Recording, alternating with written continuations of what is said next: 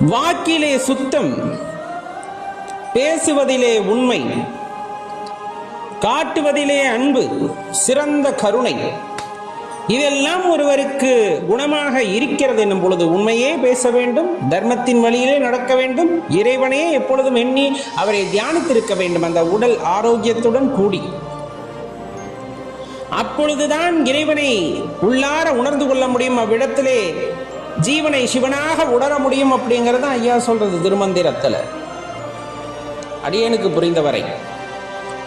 ஏன்னா திருமந்திரத்திற்கு மட்டும் ஒரு திருமந்திரத்திற்கு என்றில்லை, நம்முடைய ஆன்மீக பாடல்கள் எல்லாம் பதிகங்கள் எதுவாயினும் சரி நாம் படிக்கும் போது நமக்கு ஒரு பொருளை உணர்த்தும். நல்லா தெரிஞ்சுக்குங்க, அடியேன் படிக்கின்றேன் என்றால் அடியேனுக்குடைய சிற்றறிவுக்கு எட்டியவாறு ஒரு விளக்கம் புரியும். அடியேனுக்கு பதிலாக அவ்விடத்திலே நீர் இருந்து படிக்கிறீர்கள் என்றால் உங்களுக்கு ஒரு கருத்து அவ்விடத்திலே புரியும். அவரவர் அறிவிற்கு எட்டியவாறு புரிய வைப்பார் இறைவன். அதுபோல திருமந்திரத்தை படித்ததன் மூலமாக அதில் உள்ள கருத்து இன்னதுதான் அப்படிங்கிறது அடியேனுக்கு எட்டியவாறு.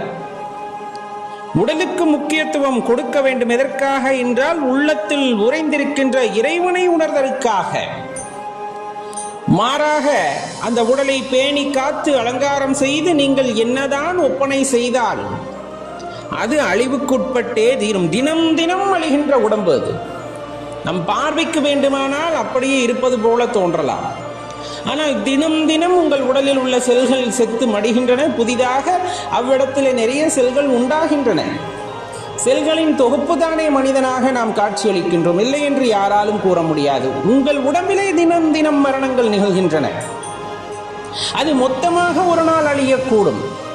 அழிவதற்கு முன் உள்ளிருக்கின்ற இறைவனை உணர்ந்து கொள்வதற்கான முயற்சியை செய்யுங்கள் அப்படின்னு தான் ஞானிய பெருமக்கள் நமக்காக எடுத்து சொல்கிறார்கள். அதிலே உள்ள உண்மையை புரிந்து கொள்ள வேண்டும் அல்லவா? ஏனென்றால் நாம் பலவாறாக யோசிக்கின்றோம். நம் ஆசா பாசங்கள் எல்லாம் பெரிதென நினைக்கின்றோம். பணமே பிரதானம் என்று நினைக்கின்றோம். பணமும் தேவை, இல்லை என்று அடியேன் கூறவில்லை. ஆனால் பணம் மட்டுமே வாழ்க்கையா என்ற கேள்விக்கு யாராலும் பதில் கொள்ள முடியாது. கோடி கோடியா, 5000 கோடி 6000 கோடி அடுத்தவங்களை அடிச்சு எல்லாம் சேர்த்து வச்சு திங்க போறியா? கிடையாது. நீ உண்மையை வெளிப்படுத்தி அதை சாப்பிட முடியாது. ஏன்னா பல பேர்த்து அடிச்ச காசு உழைச்சி சம்பாரிச்சிட்டாங்கன்னா அது வேற. உழைச்சி சம்பாரிச்சவங்க கண்டிப்பா அதுல 1000 ரூபாய் சம்பாரிச்சாலும் அது 100 ரூபாய் எல்லாத்துக்கும் கொடுப்பாங்க. ஏன்னா உழைப்பின் அருமை. கஷ்டப்பட்டு வந்திருப்பாங்க. அந்த கஷ்டம் மீண்டும் இன்னொருவர் படக்கூடாதுங்கிறதுக்காக தன்னுடைய அந்த பணத்திலே ஒரு பாகத்தை மற்றவர்களுக்காக கொடுப்பார்கள். நீங்க பார்த்துக்கினா தெரியும். எல்லாத்தையும் 10 ரூபா சம்பாரிச்சு எல்லாத்தையும் குறை சொல்லிட முடியாது. ஆனா பிறர் வயிற்றிலே அடித்து பல ஆயிரம் கோடிகளை சேர்த்தாலும் நிம்மதியாக ஒரு இடத்தில் அமர்ந்து சாப்பிட முடியாமல் தவிப்பார்கள். காரணம் அது இப்படி வந்துச்சுன்னு சொல்லவும் முடியாது. ஏன்னா மனதிலே பொய் இருக்கிறது, அந்த பணத்திலே உண்மை இல்லை. ஆடம்பரமாக நீங்கள் நிறைய விஷயங்களை வாங்கலாம், போகலாம், எல்லாம் சரிதான்.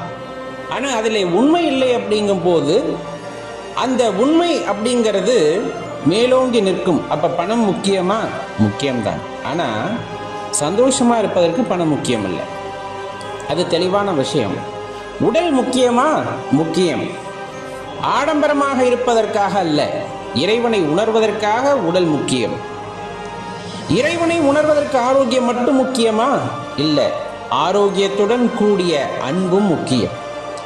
இந்த விஷயத்தை நம்ம உணர்ந்துகிட்டோம் அப்படின்னா இறைவனை நோக்கி செல்கின்ற பயணம் இனிதாக அமையும்.